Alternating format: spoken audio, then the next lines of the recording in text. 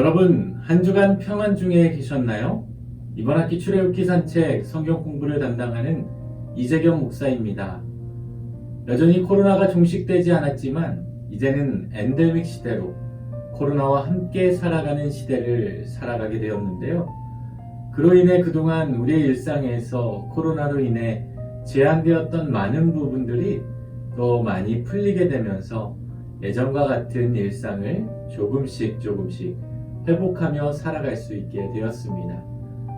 교회 예배 자리에서도, 구역 모임의 자리에서도, 그리고 성경 공부의 자리에서도 이제 많은 성도님들의 모습을 만나 뵐 수 있게 되어서 참으로 반갑고 기쁜 시간을 보내게 되었습니다.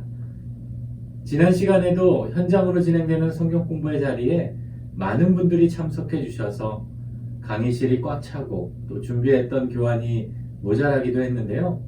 이러한 은혜의 자리들을 계속해서 사모하고 그 자리를 채워감으로 우리의 믿음이 더욱 깊이 자라고 하나님이 주시는 은혜가 더욱 풍성히 넘치는 시간들이 되실 수 있기를 소망합니다. 오늘은 8번째 시간으로 이제 사도행전의 말씀의 절반을 공부를 했는데요. 남은 절반의 시간에도 하나님께서 채워주시는 은혜가 사도행전 말씀을 함께 공부하는 저와 여러분의 삶 가운데 가득 넘치기를 바랍니다.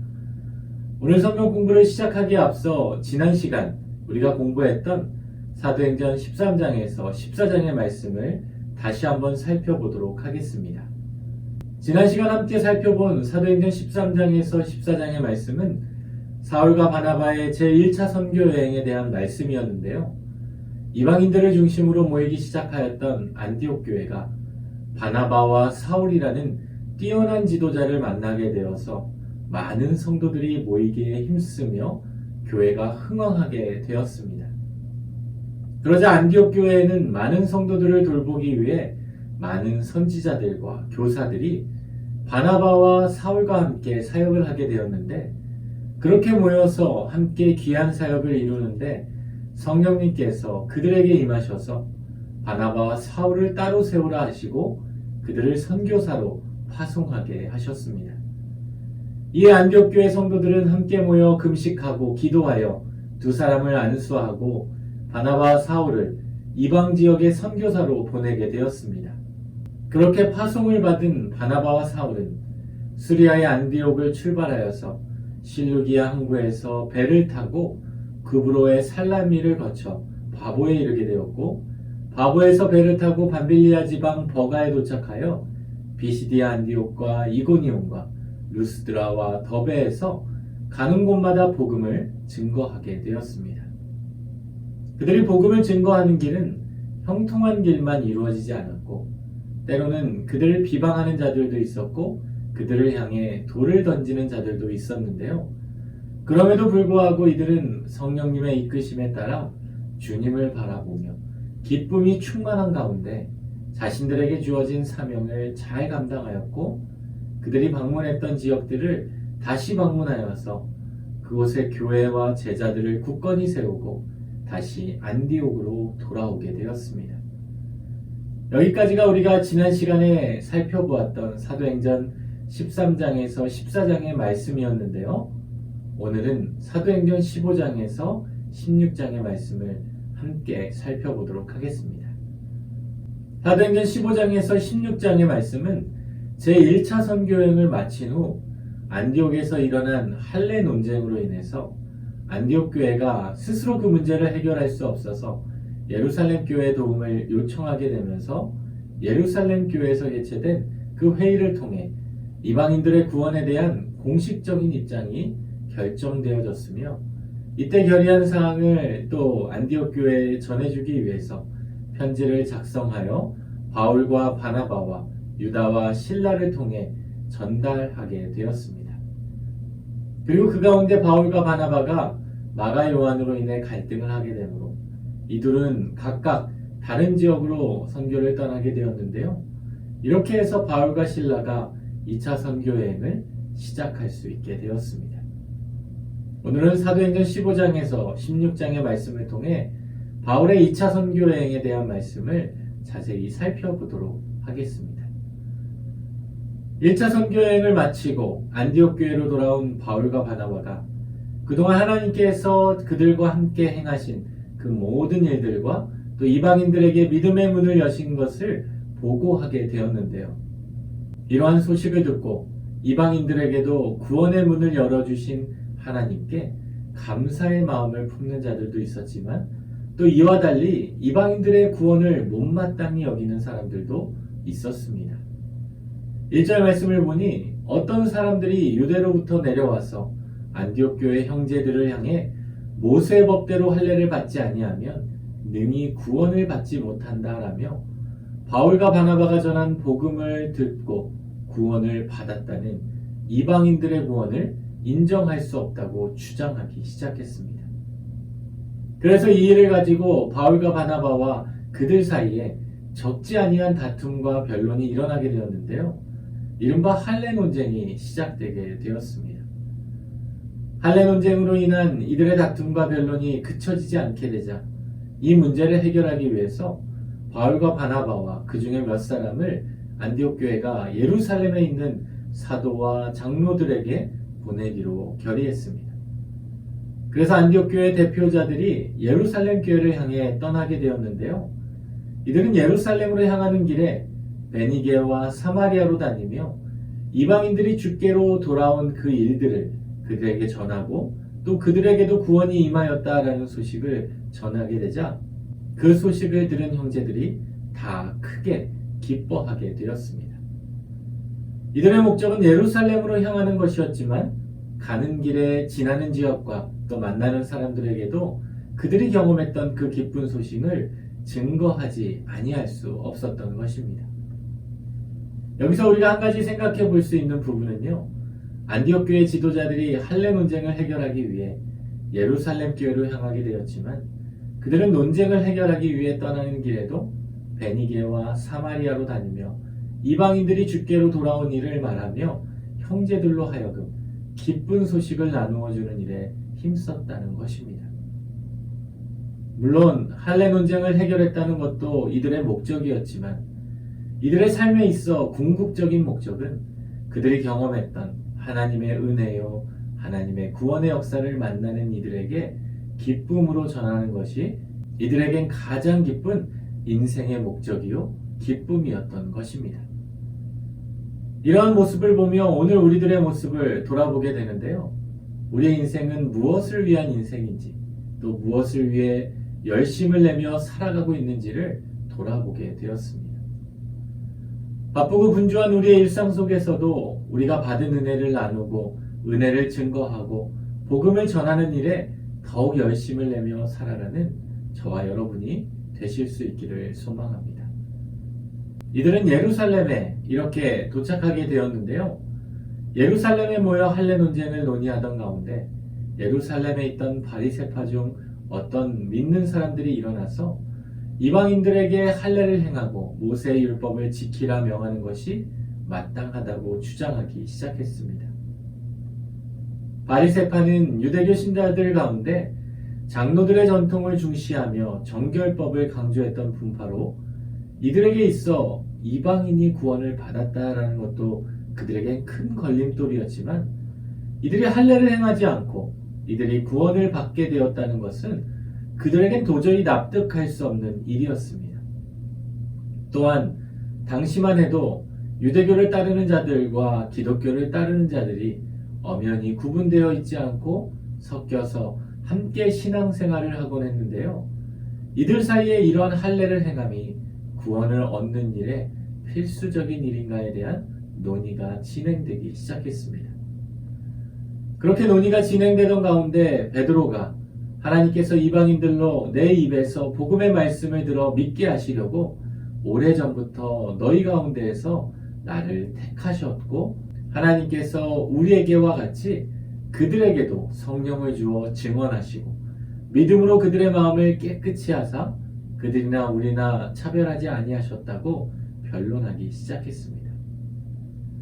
왜냐하면 우리가 지난 시간에도 살펴보았듯이 베드로는 환상을 통해 하나님께서 고넬료의 가정을 향하신 그 마음을 알 수 있었고 또 고넬료와의 만남을 통해 하나님께서 이방인들에게도 할례 없이 믿음으로 그들의 마음을 깨끗하게 하셔서 우리와 같이 그들도 구원해 주셨음을 경험할 수 있었기 때문이었습니다. 그랬기에 베드로는 이를 인정하지 못하고 여전히 할례를 받아야 구원에 이를 수 있다고 주장하는 이들을 향해 너희가 어찌하여 하나님을 시험하여 우리 조상과 우리도 능히 매지 못하던 멍에를 제자들의 목에 두려고 하냐며 그들을 책망하기 시작하면서 우리는 이방인들이 우리와 동일하게 할례 때문이 아닌 주 예수의 은혜로 구원받는 줄을 믿는다라고 선포해 주었습니다. 이러한 베드로의 변론을 듣게 된 예루살렘에 있는 무리들은 가만히 있어 베드로가 한 말을 생각해 보게 되었는데요. 이러한 베드로의 변론뿐만 아니라 바나바와 바울이 하나님께서 자기들로 말미암아 이방인 중에서 행하신 표적과 기사에 관한 말씀을 귀담아 듣게 되었습니다.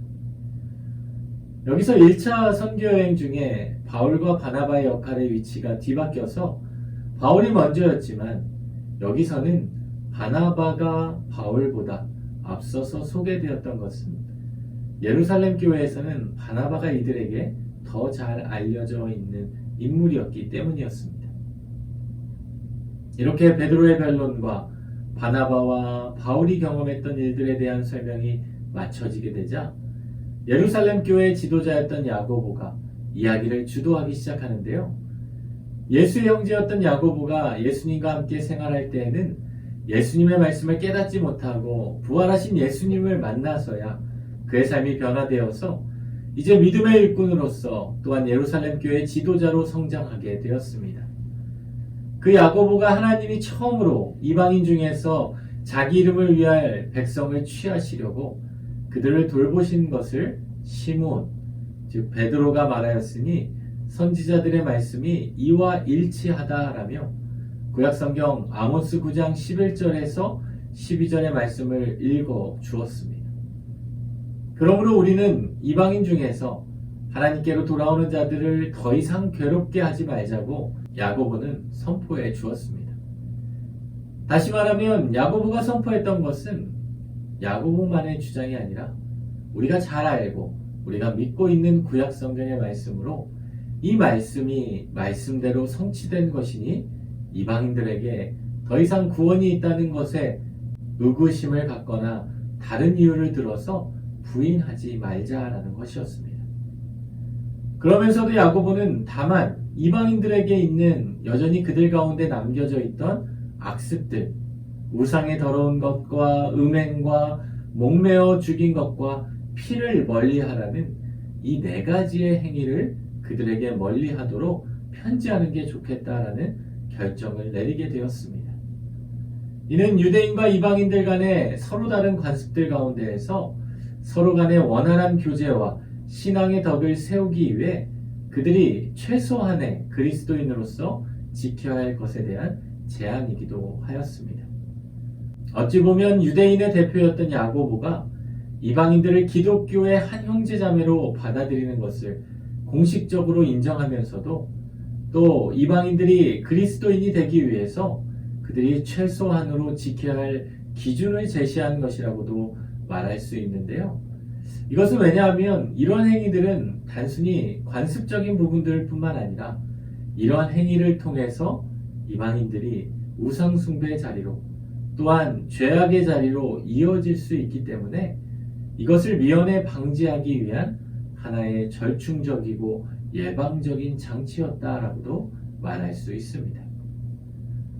그래서 이것을 편지에 써서 또 그들에게 알려주므로 안식일마다 회당으로 모여드는 이방인들로 하여금 이러한 행위를 삼가고 믿음 안에 살아갈 수 있도록 전하는 게 좋겠다라는 결정을 내리게 되었습니다.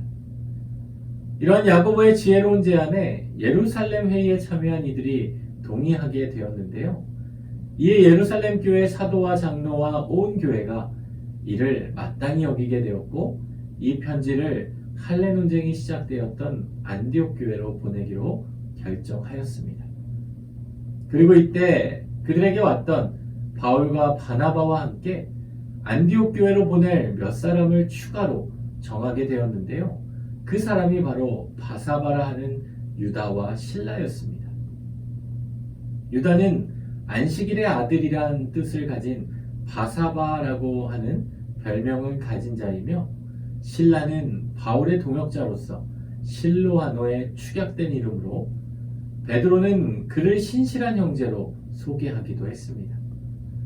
이처럼 예루살렘 교회는 영향력 있는 사람을 택하여서 바울과 바나바와 함께 파송하여서 자신들도 이방 선교에 대해 큰 관심을 가지고 있음을 나타내 주었습니다. 여기서 우리가 예루살렘 교회의 모습을 다시 한번 주목하게 되는데요. 빌립이 사마리아에서 전도를 할 때에도 베드로와 요한을 사마리아로 보냈고, 또 그들로 하여금 성령의 역사를 누릴 수 있게 하였습니다.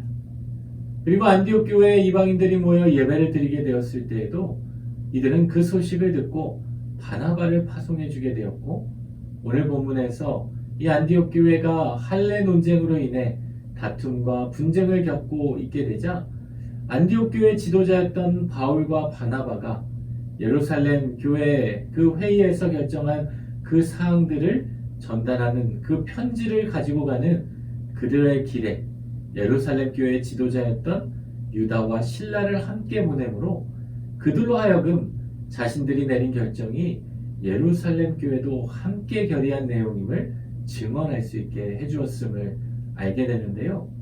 이는 예루살렘 교회가 주변에 있는 이방 교회들을 향해서도 끊임없는 관심과 사랑을 품고 있으며, 이들이 도움이 필요할 때마다 마치 우리 교회와 같이 여기고 돌보아주는 교회였다는 것입니다.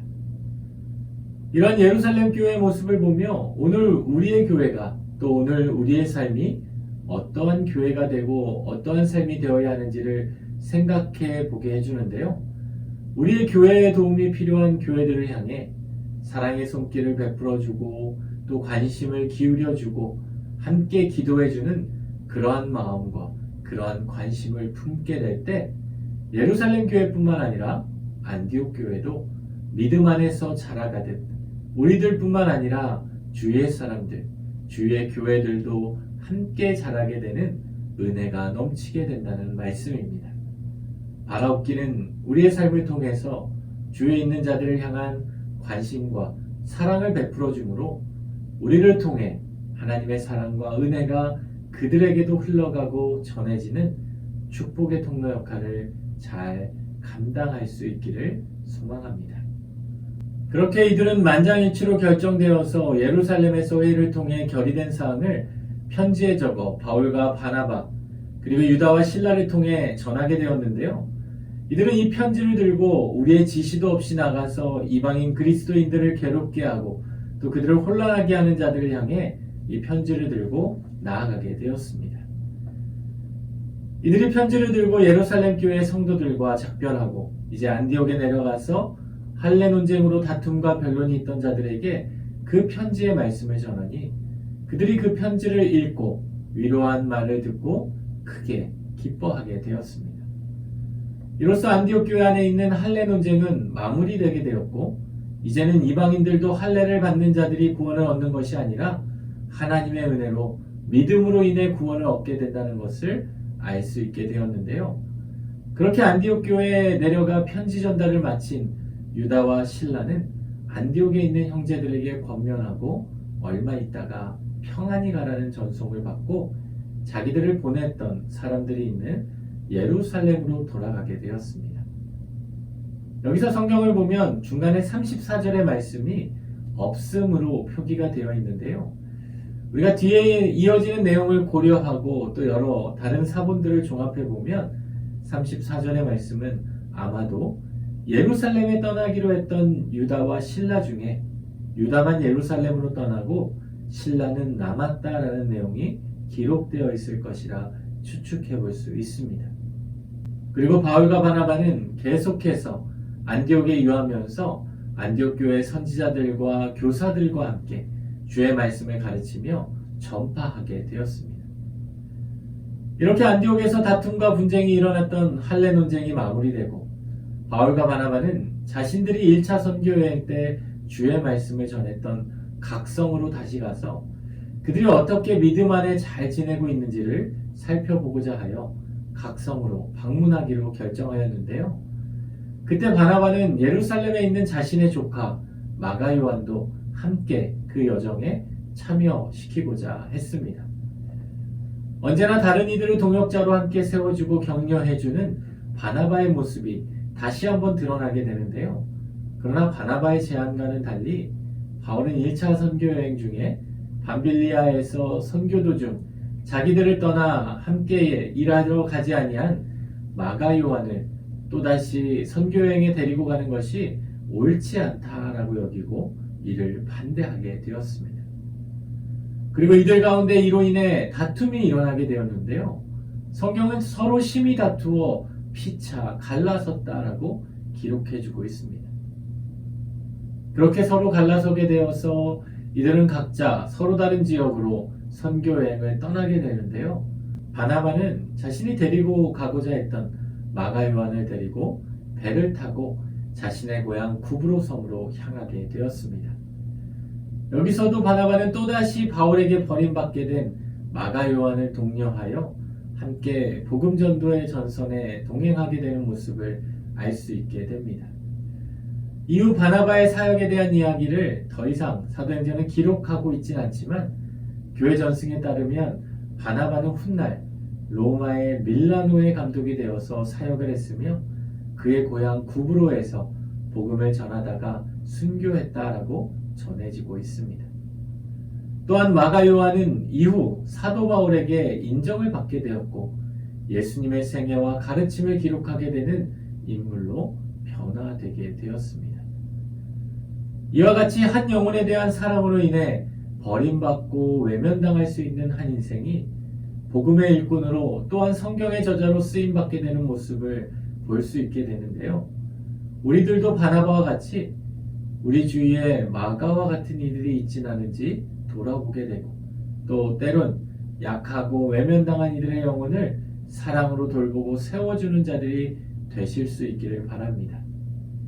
이렇게 바나바는 마가 요한과 함께 구브로로 향했지만 바울은 실라를 택하여 수리아와 길리기아 교회를 더욱 견고하게 하였습니다. 여기서 실라에 대해서 조금 더 자세히 살펴보면 실라라는 이름은 생각이라는 뜻의 헬라식 이름이고 성경의 다른 곳에서는 로마식 이름인 실루아노라고 기록되어 있는데요. 데살로니가 전후서를 보면 바울과 실루아노와 디모데가 함께 편지를 작성하여 데살로니가 교회 성도들에게 보낼 정도로 그의 역할은 상당했음을 추측해 볼 수 있습니다. 또한 바울과 함께 로마 시민권을 가진 그였기 때문에 복음을 증거하다가 위기에 처한 순간 그가 가진 로마 시민권을 통해 위기를 모면하게 되는 은혜도 얻을 수 있게 되었습니다. 이처럼 바울은 바나바라는 귀한 동역자와 갈라서게 되었지만 하나님께서는 또 다른 동역자인 실라를 통해서 하나님의 선교의 역사를 계속해서 이루어 가시는 것을 확인할 수 있게 됩니다. 이처럼 하나님의 구원의 역사는 막히고 갈라져도 하나님께서 새로운 길로, 새로운 방법으로 또 새로운 사람으로 계속해서 그 길을 이루어 가시는 분이심을 알 수 있게 됩니다. 그렇게 바울과 실라는 제2차 선교 여행을 떠나게 되는데요. 수리아와 길리기아 지방을 거쳐 더베와 루스드라에 이르게 됩니다. 이 지역은 1차 선교여행 때에도 방문했던 지역으로 바울이 2차 선교여행을 떠나기 전에 예전에 방문하고자 했던 그 지역을 다시 방문하고자 했던 그 목적대로 이곳을 다시 찾게 되었는데요. 이곳에서 바울과 실라는 디모데라는 제자를 만나게 되었습니다. 디모데는 어머니가 믿은 유대 여자였고 아버지는 헬라인이었는데요. 루스드라와 이고니온에 있는 형제들로부터 칭찬을 받는 자였습니다. 여기서 디모데를 단순한 형제로 표현하지 않고 제자로 표현한 것으로 보아 그가 복음을 가르침받고 적극적으로 순종하며 따르는 자임을 알 수 있게 되는데요. 이는 아마도 디모데는 바울이 바나바와 함께 1차 선교여행으로 이 지역을 방문했을 때 그의 외조모 로이스 및 어머니 유니게와 함께 복음을 받고 예수를 믿은 것으로 추측해 볼 수 있습니다. 디모데후서 말씀을 보면 이러한 디모데가 그의 어머니와 외조모의 신앙으로부터 큰 영향을 받은 자였으며 믿음 안에서 참 아들된 자라고 바울이 기록한 것을 통해 이를 더 확신할 수 있게 됩니다. 바울은 그런 디모데를 선교 여정에 동역자로 함께 데리고 떠나고자 했습니다. 바울이 이러한 디모데를 선교 여정에 합류시킨 여러 가지 이유가 있을 텐데요. 물론 그의 믿음이 본이 되어서 자신의 선교 여정에 함께함이 큰 힘이 될 것임을 확신해서이기도 했고, 또 다른 이유는 그가 가진 혈통적인 특수성 때문이기도 했습니다.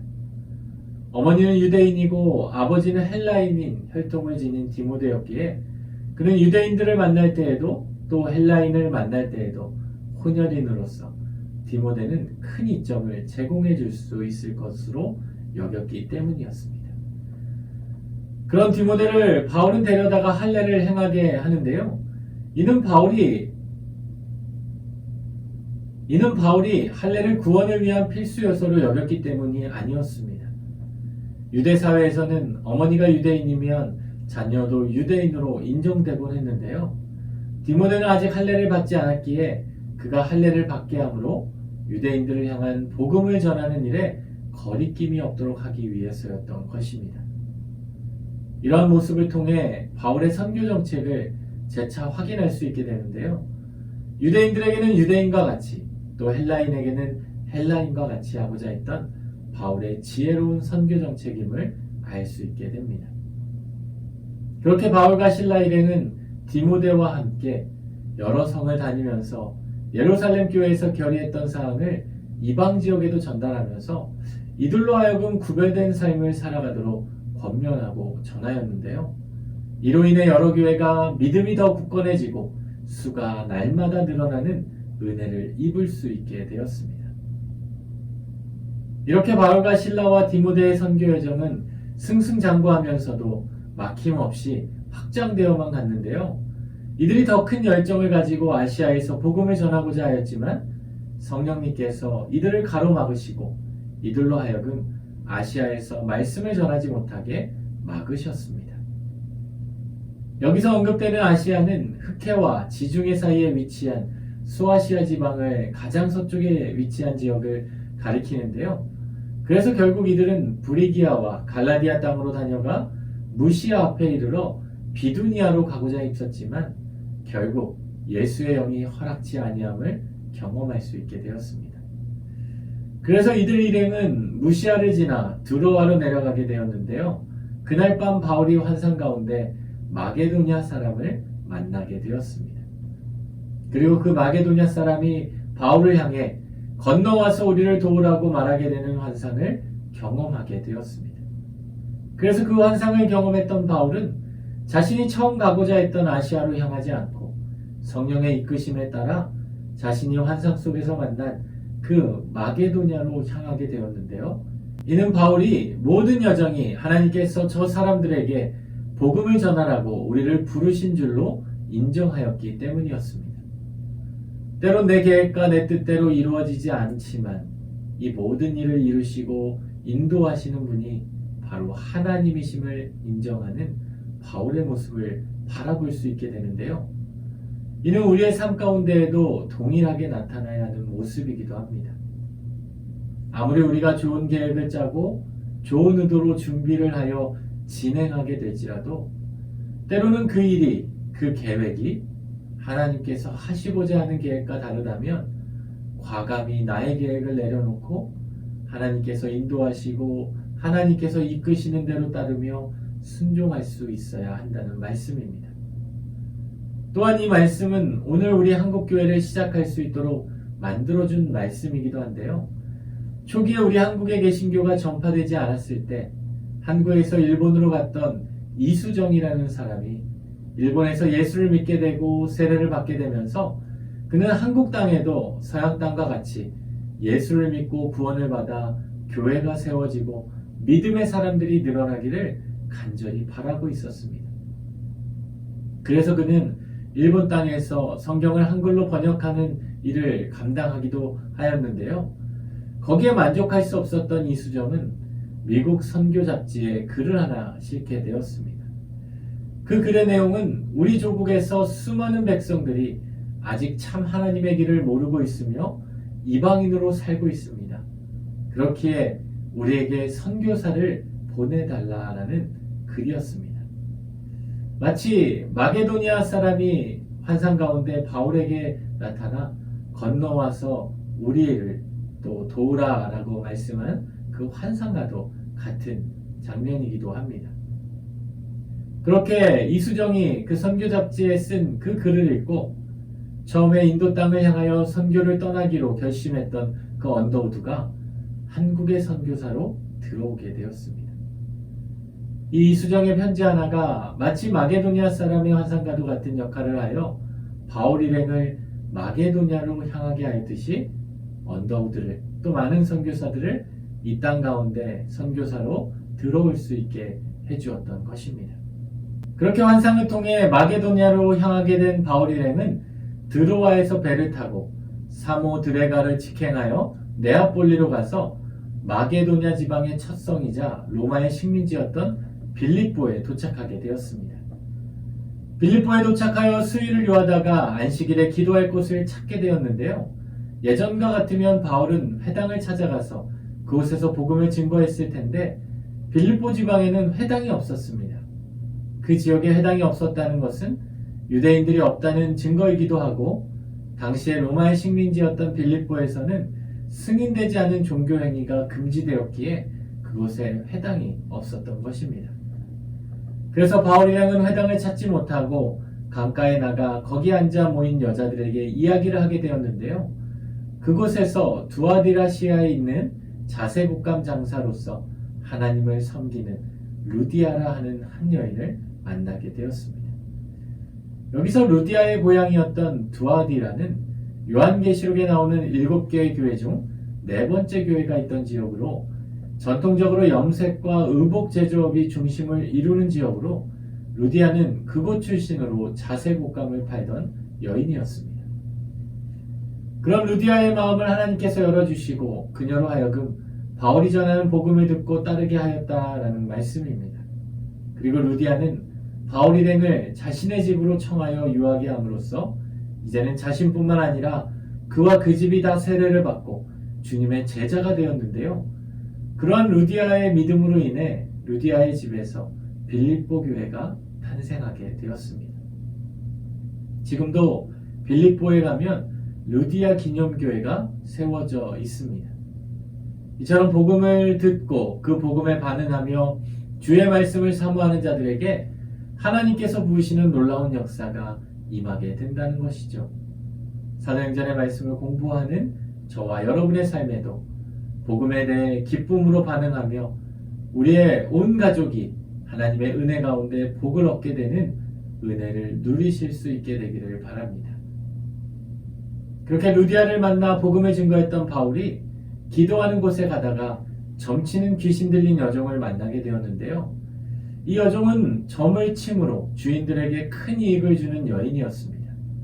그런데 그 여종이 바울과 실라를 따라가며 이 사람들은 지극히 높은 하나님의 종으로서 구원의 길을 너희에게 전하는 자라 소리 지르게 되었습니다.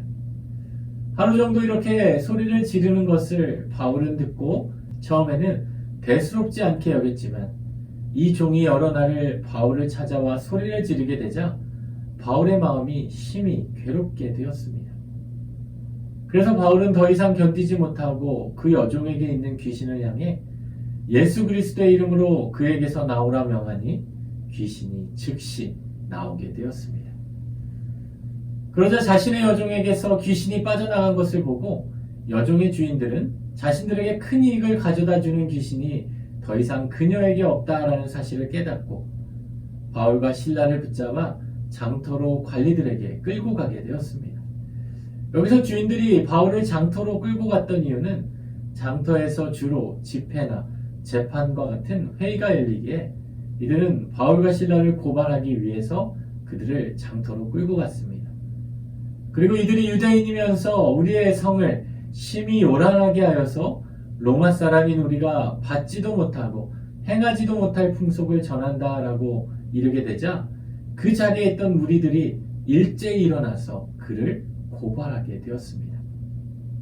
사실 여종의 주인들은 바울과 실라가 증거했던 복음에는 전혀 관심이 없었고 단지 이들로 인해 자신들의 여종에게 있던 귀신이 떠난 것에 대한 분노로 가득했지만 이들을 고발해야만 했기에 민족적 자부심에 호소함으로 관원들과 무리들을 더 완악하게 하기 위해서 이러한 사유로 이 바울과 실라를 고발하게 되었습니다.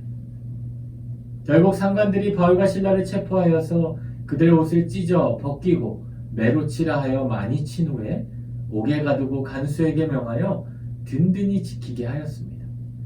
뿐만 아니라 그들이 행여라도 도망칠까봐 깊은 옥에 가두고 그들의 발을 착고에 든든히 채우기까지 하였습니다. 어떻게 보면 귀신을 쫓아내어 주었기에 도리어 칭찬을 받아야 했고 감사를 받아야만 하는 이들이었지만 도리어 옥에 갇혀버리게 되고만 이러한 상황이 그들은 억울할 수도 있었고 절망스러운 상황처럼 느껴지기도 했을 텐데요. 바울과 실라가 행했던 모습은 우리의 상상을 뛰어넘는 행동을 보여주고 있었습니다. 절망의 자리에서 바울과 실라는 도리어 한밤중에 기도하고 하나님을 찬송하게 되었다는 것입니다. 그것도 조용히 기도하고 찬송한 것이 아니라 많은 제수들이 들을 수 있도록 큰 소리로 기도하고 찬송했다는 것입니다. 이러한 바울과 실라의 모습을 보면서 우리가 어려움을 만나고 위기를 겪게 되는 그 절망의 자리에서 우리가 해야 할 일이 무엇인지를 다시금 생각해 보게 됩니다. 고통의 자리에서 위기와 환난의 자리에서 우리 크리스찬들이 해야 할 일은 그 자리를 두려워하고 그 자리를 원망하고 근심하고 걱정하는 것이 아니라 도리어 하나님께 기도하고 하나님께 찬송하는 자리를 지키며 살아가야 한다라는 것입니다. 여러분의 인생의 고난과 위기의 자리에서 어떠한 모습으로 그 고난과 위기를 맞이하고 계신가요? 여러분의 인생도 바울과 실라와 같이 인생의 위기와 고난의 자리에서 두려움과 염려에 갇힌 인생이 아니라 하나님께 기도하고 찬송함으로 하나님께 더욱 집중하며 모든 일을 이루시는 하나님의 은혜를 기대하며 기다리는 복된 인생들이 되실 수 있기를 바랍니다. 그렇게 바울과 실라가 하나님께 기도하고 찬송하자 그들에게 전혀 예상치 못한 일들이 일어나게 되었는데요. 갑자기 큰 지진이 나게 되었고 또 옥터가 움직이고 옥문이 다 열리게 되었다는 겁니다. 그래서 모든 사람의 매인 것이 다 벗어지게 된 것입니다. 아마 바울과 실라가 기도하면서 그들의 마음 가운데 바라는 것이 있었다면 내일 아침 정도에 일어나서 상관들이 우리를 좋게 보고 우리를 풀어주는 정도였을 겁니다. 그런데 기도하고 찬송했던 그들의 상황은 전혀 예상치도 못하게 지진으로 옥문이 열리게 되었고 말았다라는 것이죠. 이렇게 놀라운 일이 그들에게 일어나게 되자 그들을 지키던 간수도 자다가 깨고 말았습니다. 그리고 간수는 옥문이 열린 것을 보고 그들이 지키던 죄수들이 도망한 줄로 알고 칼을 빼어 차결하려고 했습니다. 왜냐하면 당시의 로마법에 의하면 죄인을 지키던 간수가 죄인을 풀어주거나 놓치게 되면 그 죄인을 대신하여 간수가 형벌을 받아야만 했기 때문이었습니다. 여기서 위기를 만날 때 바울과 실라의 대처 방법과 간수의 대처 방법이 다른 것을 알 수 있게 되는데요. 바울과 실라는 위기 가운데에도 기도하고 찬송했지만 간수는 위기를 만나자 칼을 붙잡고 말았다는 겁니다. 이처럼 우리는 위기의 자리에서도 하나님께 기도하고 찬송하는 자들이 될 수 있어야 합니다. 이런 간수의 모습을 보고 바울은 우리가 도망치지 않고 여기 있으니 몸을 상하지 말라고 말해 주었습니다. 그러자 간수가 무서워 떨며 오간으로 들어가 바울과 실라 앞에 엎드리고 그들을 데리고 나가게 되었는데요. 간수가 이러한 행동을 했던 것은 이들에게 최대의 존경을 나타내주며 경이로움을 표하는 행동이라고도 할 수 있습니다. 이들을 통해 하나님의 영광을 바라보았기 때문이었는데요. 그래서 이들을 향해 우리가 어떻게 해야 구원을 받을 수 있는지를 묻게 되었습니다. 그리고 바울은 그들을 향해 주 예수를 믿으라. 그리하면 너와 내 집이 구원을 받을 것이다 라고 말씀해 주었습니다. 그리고 주의 말씀을 그 사람과 그 집에 있는 모든 사람에게 전하게 되었고, 그리고 간수는 바울과 바나바를 데려다가 피로 범벅이 된 매맞은 자리를 깨끗하게 씻어주고, 또 자기와 그 온 가족이 다 세례를 받은 후에 자기 집에 데리고 가서 음식까지 차려주게 되었습니다. 그래서 간수의 온 집안이 하나님을 믿음으로 그 가정에 큰 기쁨이 넘치게 되었습니다. 이런 한밤중에 놀라운 기적의 역사가 일어났음에도 이를 전혀 알지 못했던 상관들은 날이 새어 부하를 보내어 이 사람들을 노우라 명하게 되었는데요. 이는 바울과 실라가 한밤중에 옥에서 나와 간수의 집에까지 가서 음식을 먹고 또 그 가정의 모든 이들에게 세례를 베풀어주고 그 길로 다른 곳을 떠났던 것이 아니라 다시금 스스로 감옥에 들어가 있었음을 알 수 있게 됩니다. 왜냐하면 그 길로 이들이 떠나게 되었다면 그들을 지키던 간수가 어려움에 처했을 테고, 또 바울과 실라도 로마 전역에 도망자의 신세로서 복음을 증거하는데 큰 어려움이 있을 수도 있었을 것입니다. 그렇게 바울과 실라는 선하신 하나님께서 자신들을 가장 선한 길로 인도해 주시는 분이심을 믿고 또다시 감옥에 들어가 있었던 것입니다. 그렇게 이들을 풀어주라는 상관의 명령을 들은 간수는 그 말대로 바울과 실라에게 전하며 이제는 나가서 평안히 가라며 풀어주게 되었는데요. 풀림을 받으면서도 바울은 도리어 상관들에게 사과를 요구하게 되는데, 자신들이 가진 로마 시민권을 이제서야 내세우며 로마 시민인 우리를 당신들은 죄를 정하지도 않고 때리고 옥에 가두었다라며 이들을 향해 우리를 체포하게 한 그들이 직접 와서 우리를 데리고 나가야 할 것이라고 주장하게 되었고, 이를 들은 부하들이 상관들에게 이 사실을 보고하게 되었습니다. 당시의 로마법에 의하면 로마 시민은 본인의 동의하에서만 지방 법률에 따라 재판을 받을 수 있게 되었는데요. 명백한 죄의 규명이나 재판 없이 이 로마 시민을 때리거나 형벌을 내릴 수는 없었습니다. 그런데 로마 시민인 바울과 실라를 본인의 동의도 없이 체포하였고 또 재판도 없이 이들을 때리고 옥에 가두었기에 이들은 큰 범법을 행하게 되고 말았던 것입니다. 이러한 사실을 보고받게 된 상관들은 바울과 실라가 로마 사람이라는 말을 듣고 자신들이 로마 시민을 함부로 대하였음에 대해 두려워하기 시작하는데요. 그래서 직접 바울과 실라에게 가서 그들을 정중히 풀어주고 이 성에서 가급적 떠나줄 것을 부탁하게 되었습니다. 이에 바울과 실라는 옥에서 나와 루디아의 집에 들어가 형제들을 만나고 또 그들을 보고 그들을 위로하고 돌아가게 되었습니다. 오늘 이렇게 사도행전 15장에서 16장의 말씀을 함께 살펴보았는데요. 특별히 이들이 빌립보에서 어려움을 겪고 위기를 만났지만 하나님 앞에서 그 기도의 자리를 지키고 찬송의 자리를 지킴으로 하나님의 놀라운 은혜를 경험했던 바울과 실라와 같이 오늘 함께 말씀을 공부하는 저와 여러분의 삶 가운데에도 언제나 기도의 자리를 지키고 찬송의 자리를 지킴으로 우리의 삶에 놀라운 은혜를 베풀어 주시는 하나님의 크신 역사를 경험하고 하나님께 영광 돌리는 복된 인생이 되실 수 있기를 소망합니다. 우리 다음 시간에는 사도행전 17장에서 18장의 말씀으로 빌립보에서 이어지는 바울의 2차 선교 여행을 계속해서 살펴보도록 하겠습니다. 여러분 또 미리 한 주간 그 본문을 미리 읽어주시고 또 성경 공부에 참여해 주시면 감사하겠습니다. 그럼 이번 한 주간도 믿음 안에서 여러분의 기도의 자리, 찬송의 자리를 지키며 살아가는 주님의 귀한 자녀들이 되시기를 우리 주님의 이름으로 축원합니다. 기도하겠습니다. 사랑의 하나님, 바울과 실라가 그 어려움 속에서도 기도하고 찬송의 자리를 지켰던 것처럼 오늘 우리도 우리의 삶의 자리 가운데 기도하고 찬송하는 자리를 지키며 살아가는 은혜로운 하루가 되게 하여 주옵소서. 예수님의 이름으로 기도드립니다. 아멘.